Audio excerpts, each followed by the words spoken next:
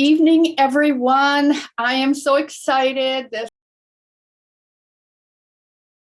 is Linda here, Linda Larson Schlitz, and I'm just can't wait to do this whole thing tonight.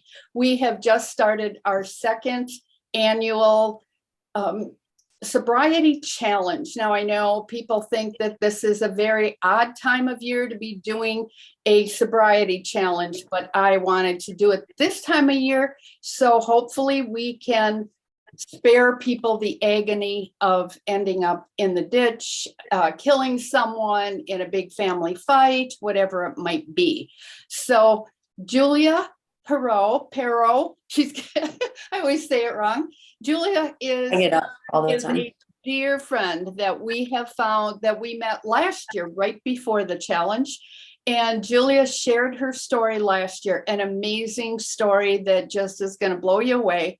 And I want you to listen to it so you can go to our last year's and listen to some of Julia's story where she had started with last year, because this year I'm kind of reviewing some of the folks that spoke last year and have them kind of update us on where they have been in this last year. Now, the reason that I wanted to do a sobriety challenge is because for me, I've been sober now 26 years, but it is a tough time of year. So I wrote a little booklet that I want to give everyone for you to download. It's got 7 keys that really saved my life. And I know Julia's got some pointers too, and she's going to update us on what her last year has been. So welcome, Julia. Thank you so much for being here. I'm very excited to have you be a part of this today. So tell us, I guess, one of the questions I had in getting started with the first chapter of my ebook that I just did is getting sick and tired of this. What brought you to finally make a change, whether it was getting clean and sober and changing, or right now as a single mom with 3 challenging children? How do you do it? How do you keep your mind straight? Well, hey everybody, I'm glad to be here too. So when I got sober, I kind of got thrown into it.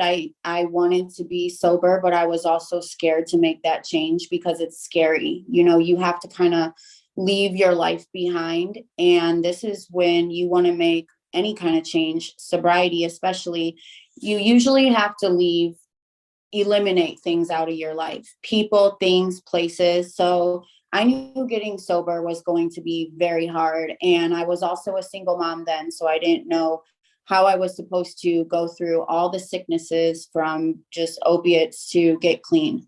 And then life came crashing down because I got in trouble and went to jail anyways. So you'll hear my story from last year and you'll get all the pieces and parts to it. But that was the best thing that ever happened to me. But I moved to North Carolina. I went to a place called Freedom House, who I just recently reconnected with, and that changed my life. It's a residential treatment center for women with children. So they helped bring that bond back with my children. I was able to see them and get that established and work through just my relationships with my family and restore those relationships. I was saved there. It was a real beautiful place. So I ended up, going downhill when I started bringing some people in my past back into my life and walking away from Freedom House. So it's hard. It's really hard. And you gotta always work to keep your mind right, to keep on the right track. And even though I had the foundation of Jesus to get back on track and get back to the things that kept me healthy, like fitness and nutrition and stuff like that, I was able to find my way back. And now I really just dig deep into those healthy habits. I stay structured as much as a single mom of 3 kids can. It's challenging. It gets chaotic. I feel like love and relationships are probably the most important things you could have. It's really hard. You need accountability. When I was making these changes again a couple years ago, and getting rid of some people that were no good for me, and I have codependent nature, so that's always what's gotten me down. I needed to walk away from some other people, and I met so many different people. I've put myself out there. I'm an introvert, but getting connected through Life on Fire is how I met most of these people that I'm connected with now. I've never met any of these people yet in person, but they are life-changing, all like kingdom-minded women and men. We have the same goal, and that is just to build the kingdom and love each other through all the bad. And that's really just how I get through, because without that support, I'd be back. I'd slip. It would be a slippery slope. And it always starts getting, a little messy, because life can be very messy. So you cling on to the people around you, whether they're online or in person. My family's here with me. So, and my kids keep me going. And I just have a goal. I have a purpose now. And my purpose is not about me. It's about other people. And I refuse to fail. Oh, Julia, That's a long answer. No, that was amazing. That was just amazing how you put that so articulately, and you have gotten so much clearer and more concise in your speaking. And to think that you were too sick this morning, and here you are pushing it. Yeah. You've got your kids, you've got Christmas coming up. The one thing that I know, and I have to give testimony here, Julia is part of our life, and I hear my husband, he's across the hall with you, so I'm hearing you twice. I'm hearing you here, and I'm hearing you through our doors. Ralph, shut your door. But Julia has been such an amazing coach for both of us for the whole health thing. Ralph and I met actually in AA, Alcoholics Anonymous, 26 years ago. It'll be 27 years, hard to believe. But, we may have the alcohol under control, but the food thing is a challenge. So when we're talking 7 days of sobriety, that's not a big deal for us when it comes to alcohol. But to eat healthy is another challenge. And Julia is a health coach as well, and is very inspirational in helping us. So, Julia, talk a little bit about the connectedness between alcohol, drug abuse, sobriety, whatever kind of thing that we get stuck in, and getting healthy. How is it correlated? Well, a lot of sugar, a lot of carbs, all of that, all the bad stuff that you eat actually hits the same receptors as drugs and alcohol do. So it is addictive. And sugar, people don't look at it as it's, I think there's more awareness now. There wasn't before, but I think people are starting to wake up and understand how dangerous these foods are. They're harming just as bad as drugs, if not more. People die more of diabetes per year than they do from heroin addiction. And we know, as we're in a heroin or opiate crisis, that it's bad out there. And no, you're not going to eat sugar and just fall over like you could with heroin, but it's bad. It's very addictive. And more kids and young women and men are becoming insulin resistant, and it's because of processed foods and sugar. So your health is your wealth. I know that sounds cliche, but it is, because if you're not going to invest in your health and turn around the clock now, you're going to put in your life, your time, and money into trying to turn around the clock when it's too late. It gets to be too late. And that's sad to say that, because you don't ever want to say that to anyone, but there's just some things that cannot be reversed if you don't get to it now. So little changes, people get overwhelmed by making these huge life changes, and it's too hard. You don't need to cut everything out at one time. my advice would be to just make little changes at a time, little steps at a time to turn around the clock, like this 7 days. Just start with 7 days. 7 days is easy compared to saying forever. So, and I'm not saying that it is easy at all, but compared to, wrapping your mind around forever, 7 days is doable, whether it's sugar, gambling, porn addiction, anything that you're doing that you don't want to tell the world because you're embarrassed, you feel shame and guilt, or it's inhibiting you from being good at your job, good at home with your family, connecting with people, whatever it is that's holding you back from that is what you need to let go. So yeah, that's it. That's amazing, Julia. And I'm glad that you did clarify 7 days is easy, because it's really not.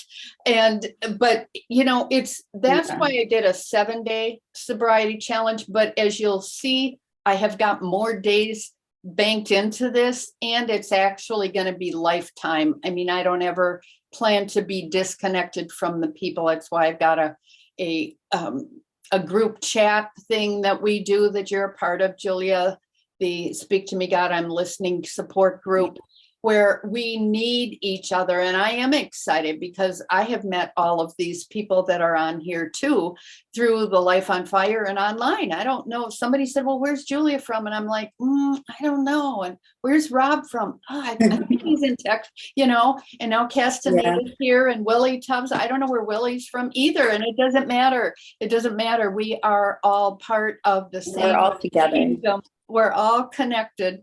But that 1 day at a time, when they first told me that in the AA program, they said, just take 1 day at a time. 1 day was too flipping long for me.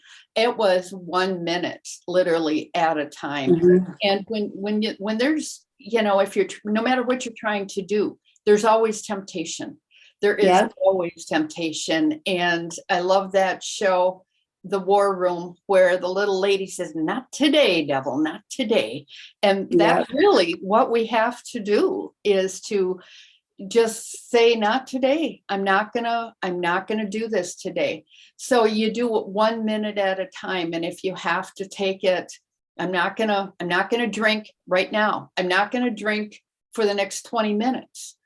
Right. Especially if you're with family, that is really tough.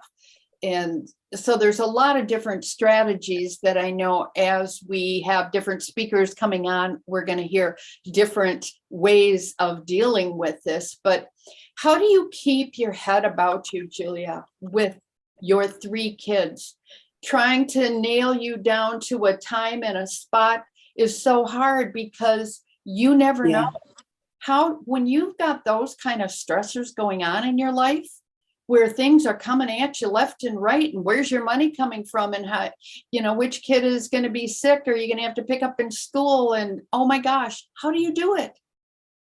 Well, I have a coach, for one. I'm a coach, and I have a coach, and my coach has a coach. So, you have to have accountability. You have to be connected with people. You have to have accountability, not from necessarily just your family, but you need or your wife or husband, you need outside resources.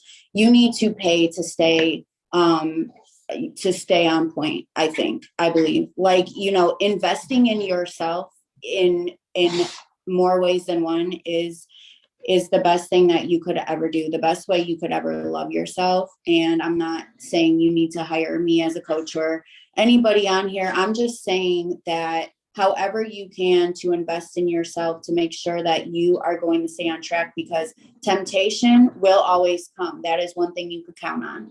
The enemy is always going to throw you off track. Your past will try to come back and haunt you. These things are going to happen. Your kids are going to drive you absolutely nuts. You can count on these things happening. So, you just have to be prepared. Putting on the armor of God is how I look at it. And just with all the things that I've done, I've realized I have a formula of waking up, spending the first part of the day with the Lord. And sometimes I see, no matter what I do, hold on, Ron. No matter what I do, like life's still happening and life wants to throw me off track. So sometimes I got to spend all day with God. I got to be like, okay, it's my mental health day. And I'm going, my belly's full. Do you see this? Okay, hold on. Yeah, that's good. Go on. Can I eat brownie? Sure, go ahead. Eat a brownie. Okay, so much for her barricading herself in a room. But I have structured my life into a way where I try to protect myself against those temptations by staying busy in positive ways, connecting with the Lord. I work out every day. I don't work out every day because I want to have a nice body or lose a bunch of weight, because I found at 40, it is what it is sometimes. And I do my best to hold on to it, but I'm holding on to that mental health because that's number one. So I work out every day. I eat clean. I take pride in the foods that I eat. I want to put nourishing foods in my body. In Freedom House, where I went and got sober at, they put us on the Daniel plan. They put us on the detox and then the Daniel plan. So imagine that when you are an addict and now you're being told what to eat and not to eat and strict. It's the best thing that ever happened. And it worked. Getting rid of all of those toxins in your body, not just drugs and alcohol and stress, but all of that stuff. So I don't stay on that detox, but when things are getting out of whack and I feel myself unraveling, I will put myself on a detox. And then just staying connected. Like I said, you have to make sure that you have a support system. That's very important. And it might not be your family. There's so many ways, so many things set up to stay sober all the time. Like, you got AA and NA and all these other meetings, and you got church, and you got Celebrate Recovery. These things are all over the place. And sometimes you even need more than that. But whatever your issue is, there is something and someone out there that wants to help you and can help you. It may or may not cost money, but if it does, it's worth it, because that's your life. Oh, man. Boy, that's so perfect, Julia. You'd think you would have written that down. You should put that in a book. Julia and I did participate with Willie Tubbs to put an awesome book together. I've got it back over here, Dear Haters. It's really about purging the hate that people may have toward us and the hatred we may have toward ourselves, but it's really about forgiveness. And so I'm really glad that Willie's here. He's another awesome guy to hook up with. But I'm going to keep these little sessions short. I'm going to actually do some editing on this one, Julia, to put the before and after thing, because I do want to include your link to your free coaching session that you're going to offer, which is so cool that people can get a free coaching session with Julia. So I will be sure that everybody does have that link, and I'll send it out on the email tomorrow as well. And if you haven't actually signed up and you just happened upon this somewhere along the line and just popped in here, please sign up on the 7daysobriety.com website, because you're going to get 9 videos from last year's event from all of our people that also offered free stuff. You can listen to all 9 of those for free. You can download my ebook that I just wrote on how to stay sober for 7 days, or however for the rest of your life, actually, with 7 keys. I just dropped the price of my book down to 99 cents for the download of my Speak to Me, God, I'm Listening, 365 daily meditations for those who want to hear God answer life's toughest questions. So if you want to get that for 99 cents throughout this time, I'm going to keep that up. And there's just so many more things that you can benefit from. Tomorrow, I am pumped. Rob Lohman, who is just a giant in our field and getting bigger in this. He's written 2 books this year.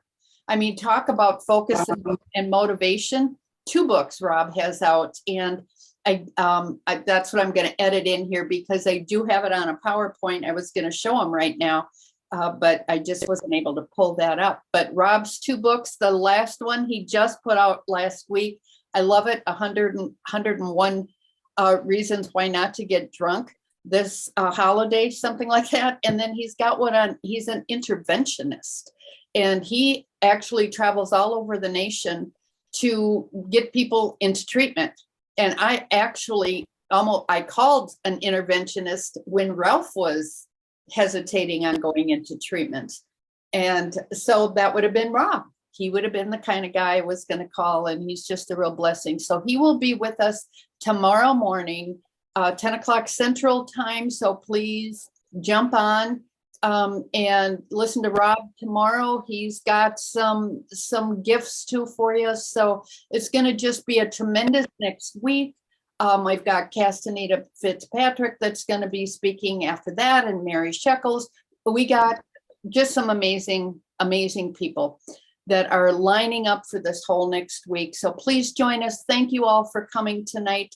And I will make this video available, and I'll post it online so those who weren't able to catch it today will be able to catch it immediately. Thank you for joining us to our 7-day sobriety challenge, our first day with Julia Perot. We have got several more days to go.